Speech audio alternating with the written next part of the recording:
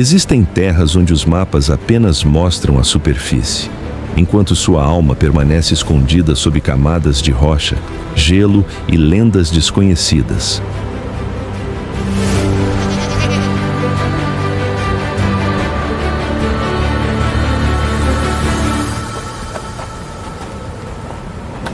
O Nepal é um desses lugares, um mundo onde as montanhas respiram, os ventos falam e o tempo parece fluir de acordo com suas próprias regras.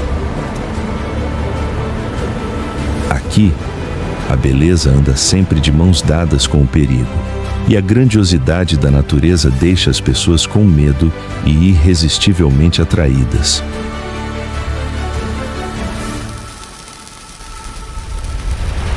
E quando a primeira porta se abrir, você entenderá que esta jornada não leva apenas a um país, mas diretamente à epopeia da Terra. Depois de começar, você não conseguirá parar.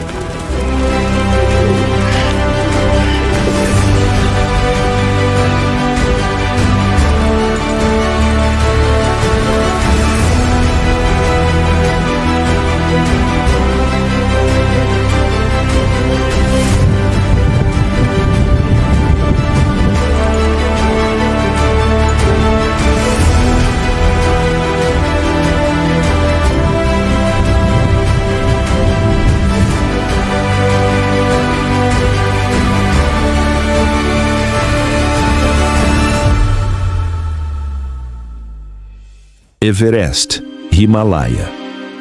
Há 50 milhões de anos, os continentes indiano e eurasiático colidiram com uma força imparável.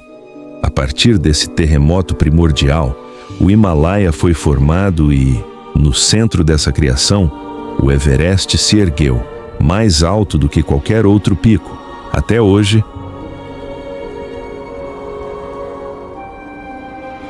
o Everest continua a crescer silenciosamente, como uma montanha que nunca para de crescer, continuando a se elevar em direção ao céu.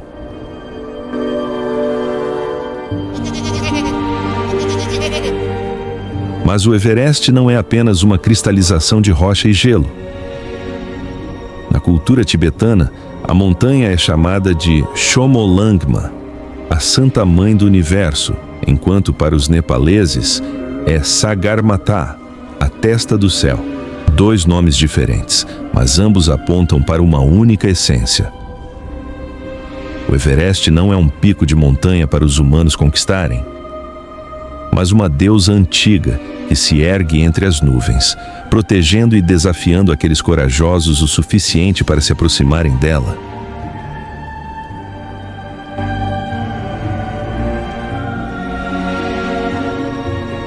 O caminho para o Everest começa na Khumbu Icefall, um labirinto vivo de gelo onde blocos gigantes se quebram inesperadamente e escadas de alumínio instáveis atravessam abismos sem fundo.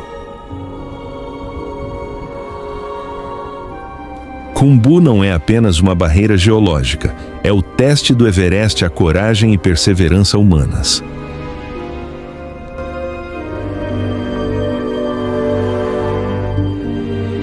Quanto mais alto se sobe, mais arrepiante e assombroso se torna o mistério do Everest. A mais de 8.000 metros, abre-se o Vale do Arco-Íris, um cemitério celestial onde dezenas de alpinistas repousam permanentemente há décadas. As cores vibrantes das jaquetas e arneses estão congeladas em silêncio, criando uma beleza paradoxal, brilhante, mas sem esperança. Cintilante, mas sem vida. Entre eles, o mais proeminente é o Green Boots, o corpo com botas verdes que se tornou um marco anônimo, lembrando-nos que o Everest não perdoa erros.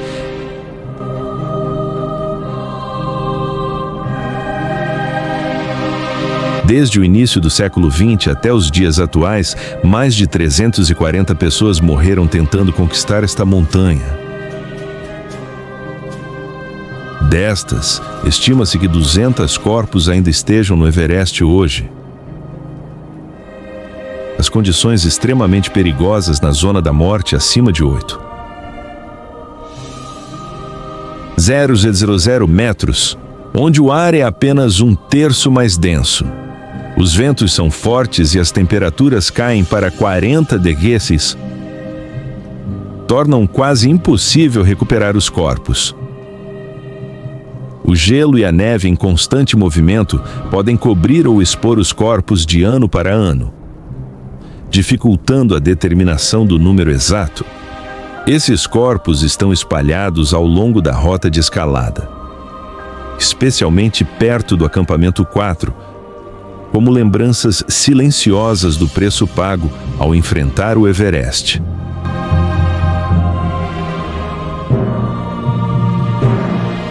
E antes de tocar essas terras inóspitas, toda a jornada começa no acampamento base do Everest, localizado na geleira Khumbu, que se move lentamente. O EBC brilha com bandeiras de oração em meio a um mar de gelo rachado. Para os trekkers, é um marco de orgulho. Para os alpinistas, é apenas o último momento de tranquilidade antes de enfrentar o Khumbu, a zona da morte e o próprio Everest. Aqui, o som do gelo rachando sob seus pés e o vento uivando pelas encostas das montanhas os fazem perceber que sua aventura está apenas começando.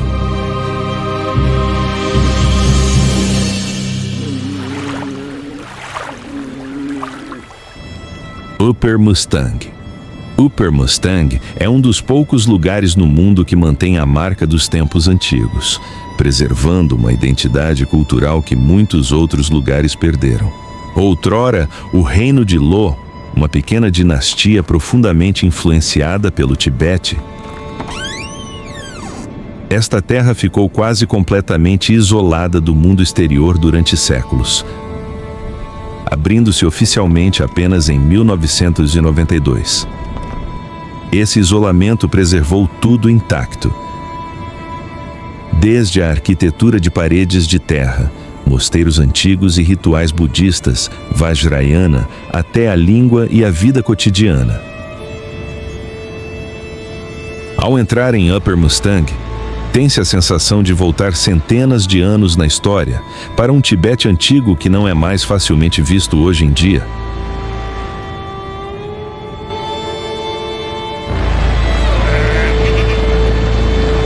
A paisagem de Upper Mustang também é única, de uma forma que nenhum outro lugar no Himalaia pode igualar. O clima seco, devido à sua localização atrás da cordilheira Annapurna, faz com que esta região se assemelhe a um deserto de altitude em meio à neve do Himalaia, montanhas rochosas vermelhas,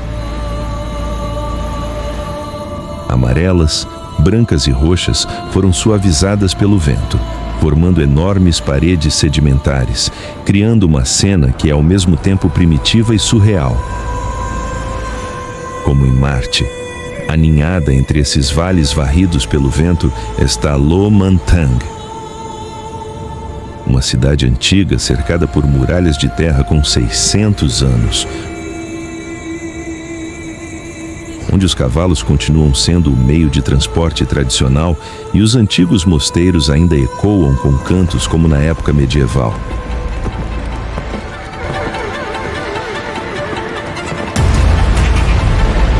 O que torna Upper Mustang ainda mais misterioso é o sistema de mais de 10.000 cavernas localizadas em penhascos íngremes, muitas das quais em posições quase impossíveis de escalar. Essas cavernas já foram usadas para sepultamento, meditação, armazenamento de escrituras ou como abrigos durante a guerra. Mas até hoje, as origens e os propósitos específicos de muitas cavernas permanecem desconhecidos. Isso é considerado um dos maiores mistérios arqueológicos do Himalaia.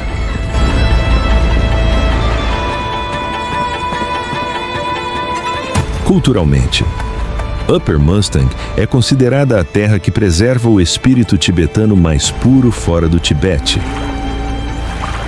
A combinação de religião, o colorido festival Tiji, rituais tradicionais, trajes tradicionais e um estilo de vida intimamente ligado ao budismo criam uma identidade única.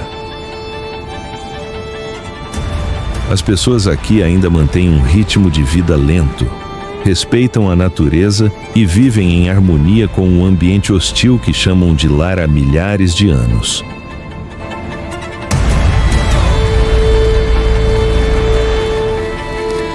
Este é um dos raros lugares onde se pode ver o Himalaia de um ângulo completamente diferente. Não gelo e neve, florestas verdes ou picos majestosos, mas um planalto sagrado, árido, mas vibrante, onde o passado e o presente se misturam de uma forma muito única.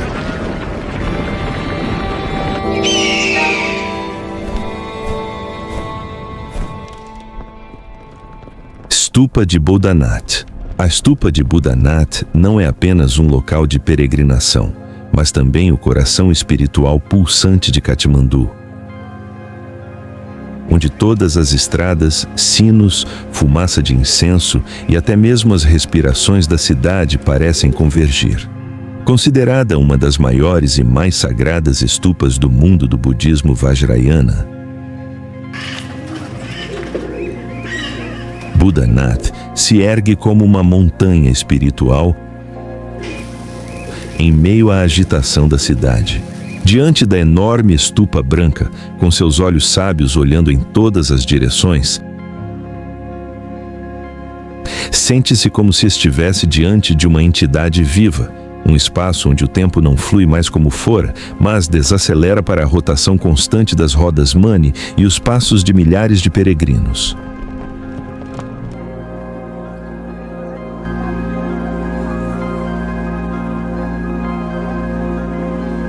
O que há de especial em Bodhanath não é simplesmente sua beleza arquitetônica, mas o fluxo de energia espiritual que se move constantemente ao seu redor.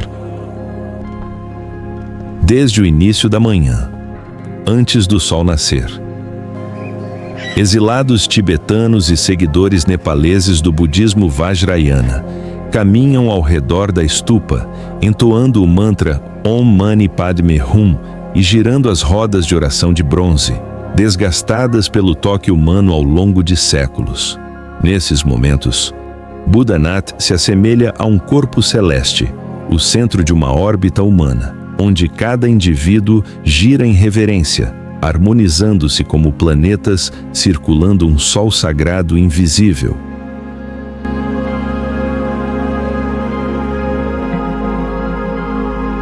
A estrutura de Bodhanath também carrega um simbolismo profundo.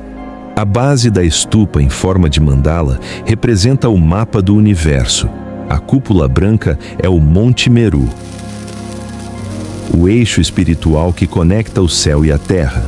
Os olhos da sabedoria representam a iluminação, enquanto o nariz curvo, semelhante ao número 1, simboliza o único caminho para a iluminação.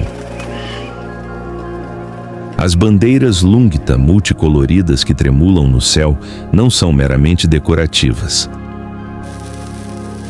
mas são consideradas mensageiras do vento, levando orações por todo o espaço. Todos esses elementos fazem de Bodhanath não apenas uma estrutura, mas uma gigantesca escritura escrita em formas, símbolos e luz.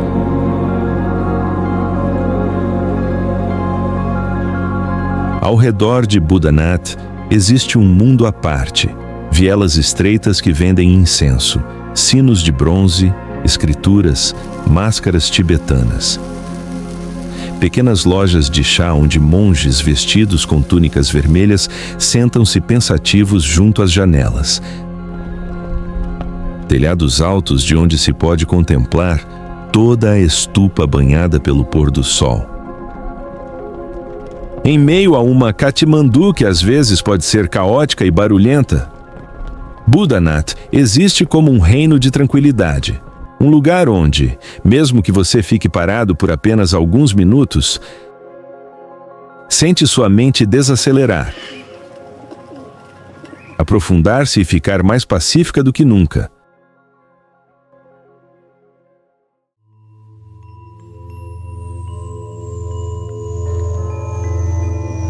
Pashupatinath.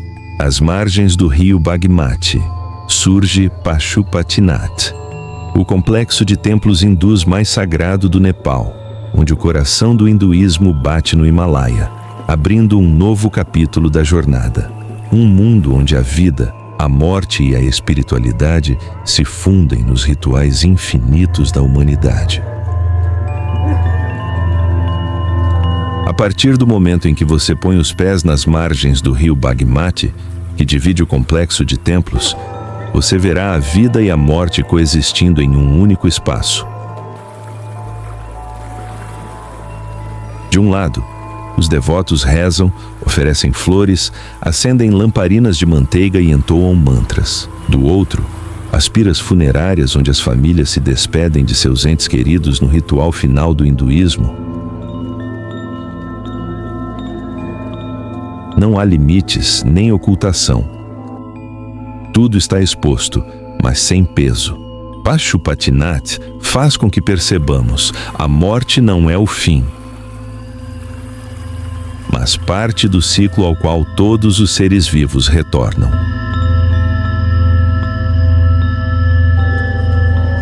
O que torna Pashupatinath especial não é apenas sua idade de mais de 1 milênio, mas seu papel espiritual.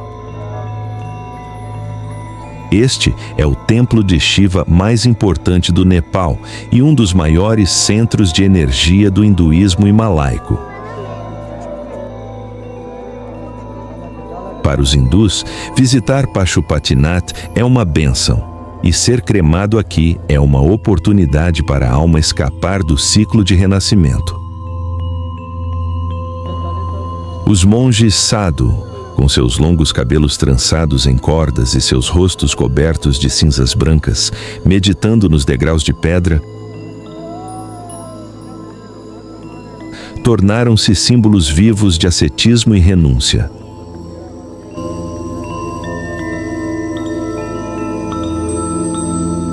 A arquitetura de Pashupatinath tem um toque nostálgico, telhados de madeira dourados, entalhes intricados e pequenos templos espalhados pelo vale do Bagmati. Mas o que mais toca o coração não é a arquitetura, mas o ritmo do ritual e da vida.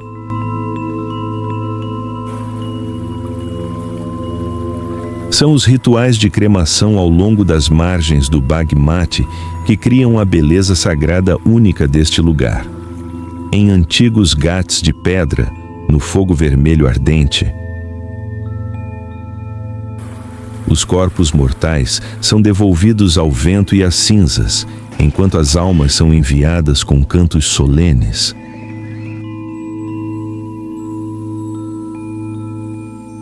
Não há melancolia, apenas a serenidade de uma filosofia que aceitou o ciclo infinito: nascimento, morte, renascimento.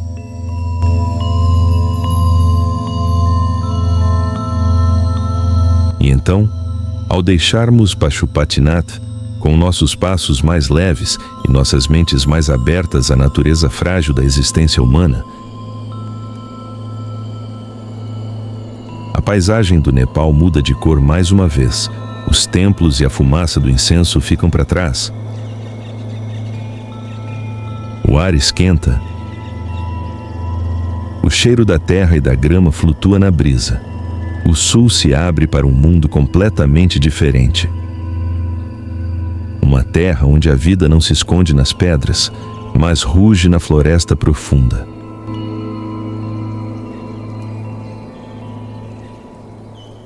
Parque Nacional de Chitwan. Chitwan aparece. Uma floresta primitiva onde a vida surge forte, selvagem e resistente ao tempo.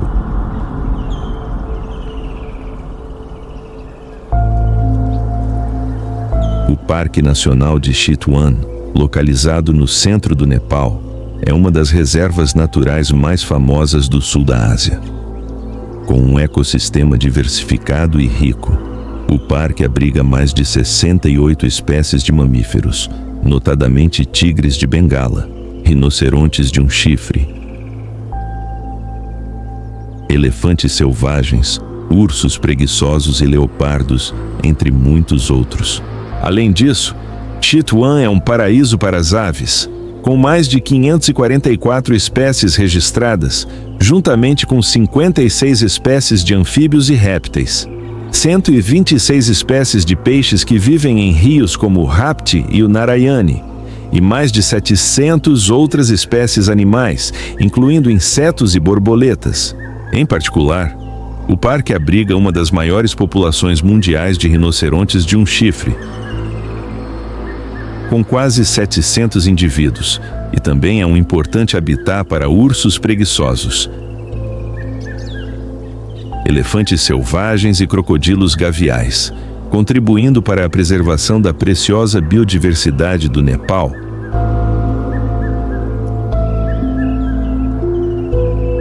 No Parque Nacional de Chitwan, a imagem de uma família de tigres de Bengala demonstra vividamente os notáveis instintos de caça da natureza. A tigresa-mãe costuma perseguir silenciosamente um rebanho de veados que bebe água à beira do rio ou em pastagens abertas, escolhendo a posição e o momento perfeitos para se aproximar sem ser detectada. Quando surge a oportunidade, a tigresa-mãe ataca rapidamente, desferindo um golpe preciso em sua presa, demonstrando sua agilidade e força absoluta. Após um ataque bem-sucedido, a tigresa carrega o veado de volta para a toca densa, onde o pai tigre e os filhotes estão esperando para que toda a família desfrute da preciosa refeição. Enquanto isso, o pai tigre guarda o perímetro, garantindo a segurança da mãe tigre e dos filhotes, impedindo que outros predadores entrem no território.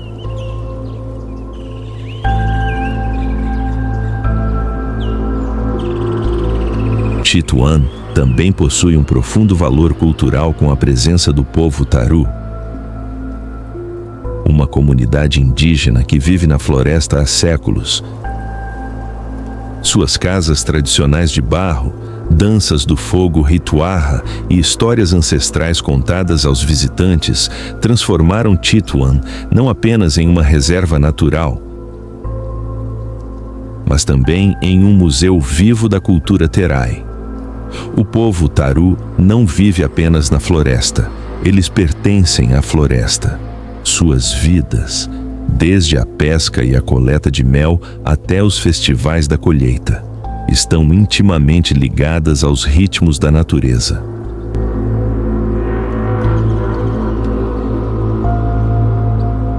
Nossa jornada pelo Nepal agora nos leva a Lumbini, o local de nascimento de Buda e o lugar onde a primeira luz da compaixão apareceu entre a humanidade.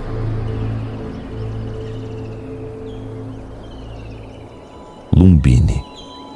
Em meio à tranquilidade das planícies de Terai, onde os campos se estendem até o horizonte e o vento traz o aroma da terra quente, Lumbini surge como um santuário atemporal. Foi nesta terra tranquila, no século VI a.C., que Siddhartha Gautama, que mais tarde se tornaria o Buda, deu seu primeiro grito. Esse momento não apenas criou um homem, mas deu origem a um caminho espiritual que iluminou a humanidade por mais de 2.500 anos.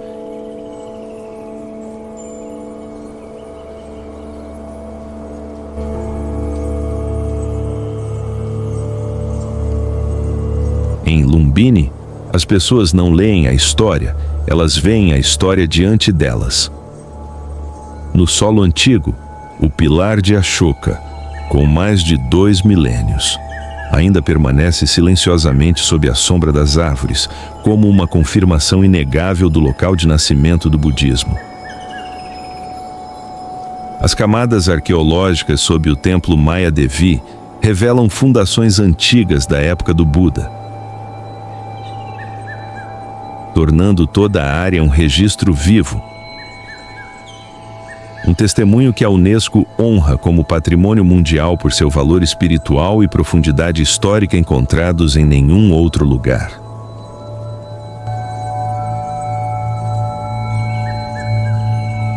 Mas Lumbini não é apenas uma relíquia. É um universo espiritual se abrindo no céu. Cada templo é uma porta de entrada para uma cultura.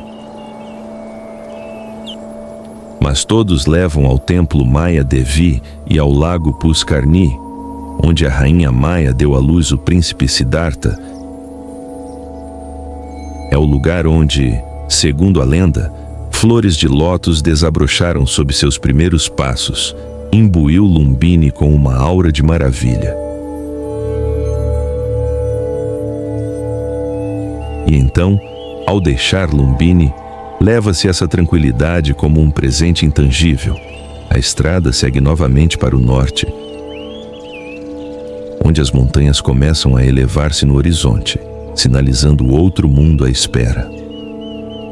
Um mundo onde as divindades estão presentes em todas as casas, onde a tradição coexiste com a cidade, onde o passado e o presente se misturam a cada passo.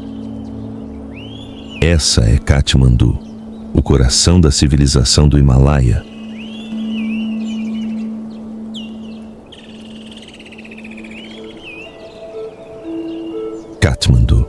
Katmandu não é apenas uma capital.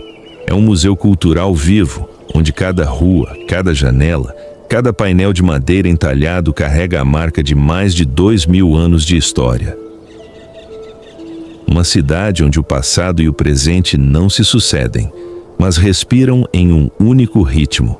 Esta cidade é um dos assentamentos mais antigos do sul da Ásia.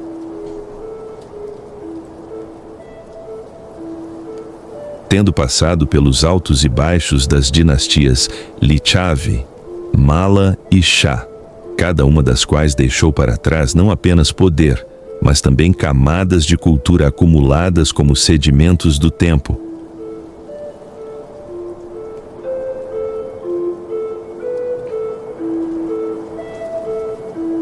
Ao entrar no coração do vale, sente-se como se estivesse entrando em um mundo onde a arquitetura Newar atingiu níveis inimagináveis de sofisticação. Madeira e tijolo tornam-se a linguagem própria de Katmandu.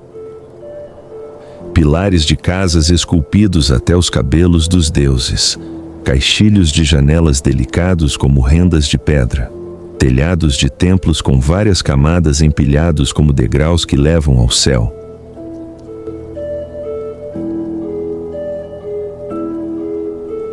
Parece que os artesãos Newar não construíram apenas casas, eles esculpiram suas almas, crenças e histórias nos materiais. O Palácio Malla ainda está de pé, desafiando o tempo e os terremotos como um testemunho de uma era em que arte e poder eram um só.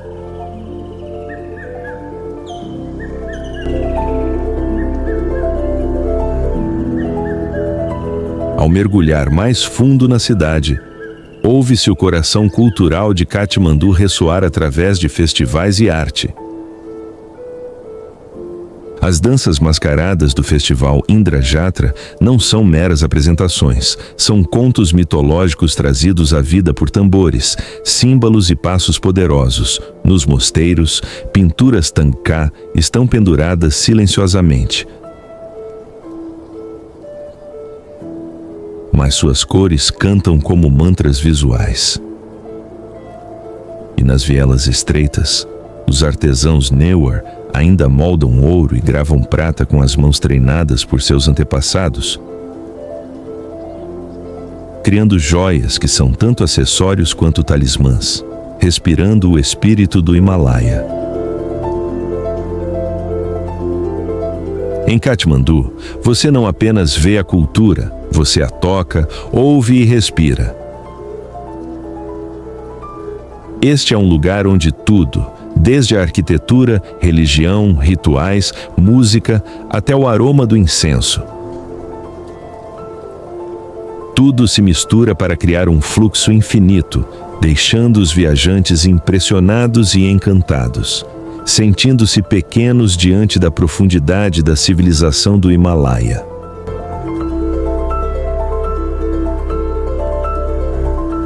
E ao deixar Katmandu, seus passos gradualmente se dirigem para as colinas a oeste, onde a névoa matinal se agarra aos campos em socalcos e os caminhos de pedra serpenteiam pelas encostas das montanhas.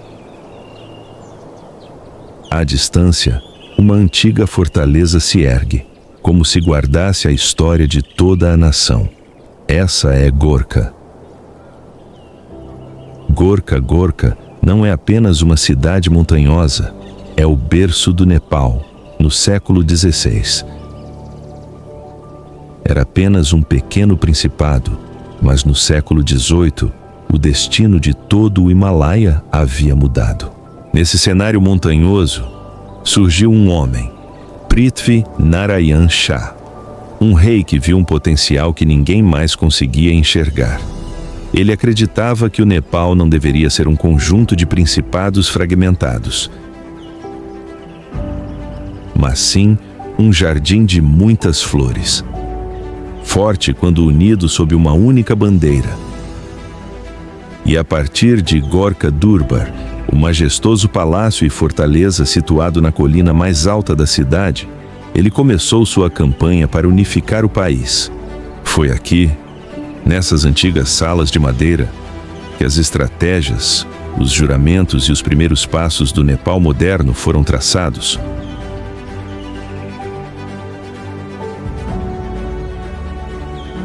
Olhando de Durbar para o vale, é possível sentir esse espírito, como se a história ainda estivesse ali, esperando que a ouvíssemos.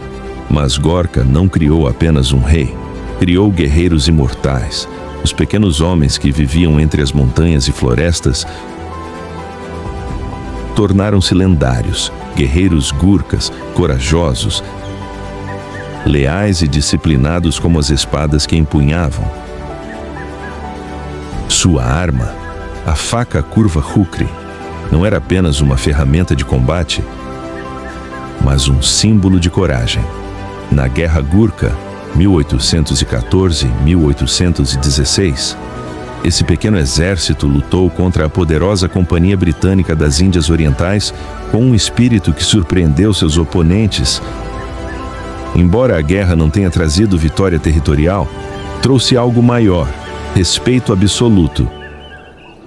Tanto que os britânicos, que antes lutavam contra eles, imploraram para recrutá-los para seu próprio exército e, desde então, por mais de 200 anos, a reputação dos Gurkhas se espalhou pelo mundo.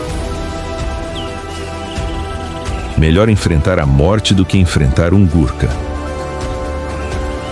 Essa frase não é uma ameaça, mas um reconhecimento da força e da honra dos guerreiros das montanhas de Gorkha.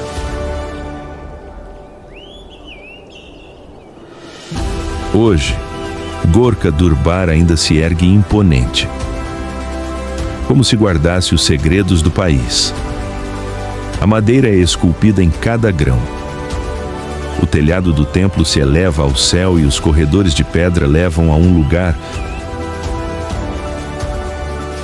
onde o poder e a fé já se fundiram em um só.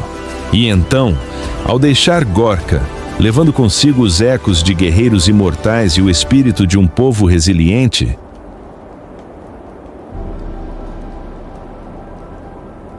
a viagem se aprofunda nas montanhas, onde o vento sopra de maneira diferente, onde as aldeias se agarram precariamente às faces rochosas, onde a vida persiste mesmo em lugares onde se poderia pensar que ninguém poderia sobreviver. Esta é a terra dos Sherpas, os filhos das montanhas nevadas. Kahumbu. À medida que a estrada começa a serpentear profundamente nos Himalaias, a cordilheira aparece como gigantescas paredes de pedra, abrindo suas portas para nos levar a um mundo completamente diferente. O ar fica rarefeito. O vento fica mais forte e A cada passo, sente-se intensamente que se está entrando em um reino onde a natureza dita suas próprias leis. Este é Khumbu, o reino do gelo, do vento e das pessoas que aprenderam a viver em condições adversas, onde o mundo imaginaria que ninguém poderia sobreviver. À medida que as paredes da montanha se abrem para um vale em forma de concha, Namche Bazaar aparece com uma beleza que é ao mesmo tempo selvagem e vibrante. As casas se agarram à encosta da montanha como se estivessem tecidas na rocha, enquanto o mercado de fim de semana é uma profusão de cores, onde comerciantes tibetanos e nepaleses se encontram desde os tempos antigos para trocar sal, lã, chá e histórias de travessias nas montanhas. Namche não é apenas um local de descanso para aqueles que se dirigem ao Everest. É o coração de toda a região de Khumbu, um lugar onde qualquer pessoa que aqui pise pode sentir a poderosa força vital escondida sob a neve fria. Saindo de Namche, a estrada serpenteia ao longo da encosta da montanha até Tengboche, onde um antigo mosteiro se ergue silenciosamente no meio de um mar de nuvens, como uma lâmpada sagrada iluminando o céu do Himalaia. O vermelho profundo das paredes do mosteiro se destaca contra o branco da neve, fazendo com que este lugar pareça um portal entre o mundo humano e o reino sagrado. Tengboche é o maior centro cultural e espiritual da região de Khumbu, onde cantos ecoam ao vento, sinos tocam no céu e o festival Mani Hindu reencena a batalha entre o bem e o mal em antigas danças mascaradas.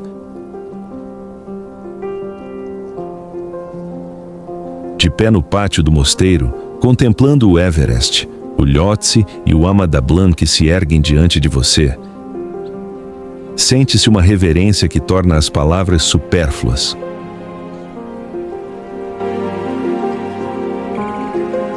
Mais acima ainda, Khumbu torna-se tão silencioso quanto um mundo ainda por nomear.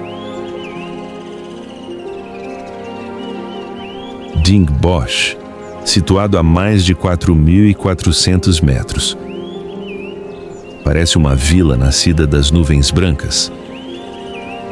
Pequenos campos são cercados por muros baixos de pedra para proteger do vento, enquanto as casas simples dos Sherpas brilham à luz do sol matinal como pérolas que guardam o calor humano em meio ao frio. De Dingboche para cima, cada passo leva ao gelo eterno. Este lugar é como a pausa final antes de os humanos enfrentarem os desafios da altitude, do frio intenso e da solidão absoluta. No entanto, o aspecto mais magnífico de Khumbu não são as montanhas. São os Sherpas, as pessoas que fizeram desta terra impossível o seu lar. Séculos atrás, seus ancestrais cruzaram as montanhas do Tibete, trazendo sua língua, crenças e cultura, e semeando-as nas rochas e no solo de Khumbu. Com o tempo, eles não apenas aprenderam a conviver com as montanhas cobertas de neve, mas se tornaram um com elas, tornando-se parte inseparável do Himalaia. O físico dos Sherpas é notavelmente adaptado a grandes altitudes. Sua respiração é profunda, mas leve.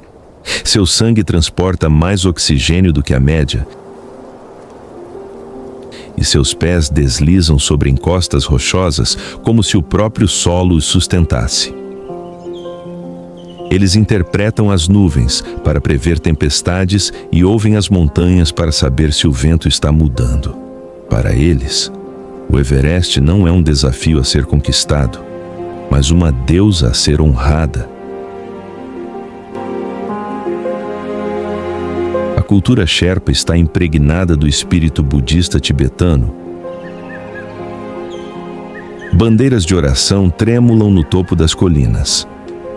Rodas de oração giram à luz do sol e mantras sussurrados por gerações se misturam para formar um ritmo de vida tranquilo, mas poderoso. Suas casas são simples, mas aconchegantes, suas refeições modestas, mas nutritivas o suficiente para sustentar a vontade de escalar montanhas. São eles que abrem caminhos na escuridão, guiam outros através da perigosa cascata de gelo Khumbu e voltam para resgatar companheiros em nevascas, mesmo quando a morte se aproxima. E são eles que aproximaram o mundo do Everest mais do que qualquer outro povo jamais fez. E ao lado deles, há sempre uma criatura considerada um presente do Himalaia, o Yaqui, o poderoso boi tibetano. O Yaqui não é apenas um animal de criação, é o motor da montanha, o segundo par de pernas do Sherpa. Observando os Yaquis caminharem lenta e firmemente pela trilha, compreende-se que, se os Sherpas são a alma da montanha, então o Yaqui é o batimento cardíaco silencioso que mantém a vida funcionando. Os Sherpas não vivem apenas no Himalaia, eles são a respiração, o ritmo, a alma do Himalaia.